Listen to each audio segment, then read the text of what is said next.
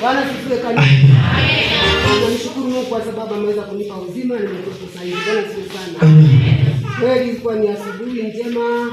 Nikasema mbona viongozi tunawakwaza tunapokwenda katika mchana mchana. Nikawaya asubuhi kwenda kulima shamba la Ikote. Nikafika pande la jani nikatereza mguu ukajibana kwenye daraja, kitu kikawa kinaning'inia kwenye maji. Nikawa ninalia pale, nani wa kuniokoa, nalia mguu nauma. Kitu kinaning'inia kwenye maji yangejaa ningekufa pale. Sababu angeingia mdomoni, angeingia puani. Bwana sifiwe sana.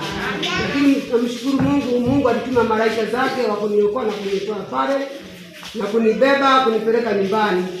Nilipofika nyumbani kweli katika matatizo haya Mungu nimemuona. Nataka nitoe ushuhuda kidogo nisiwacheleweshe. Bwana sifiwe sana. Amen. Kwa sababu Mungu ameweza kuniponya, ninatembea, ninaendelea.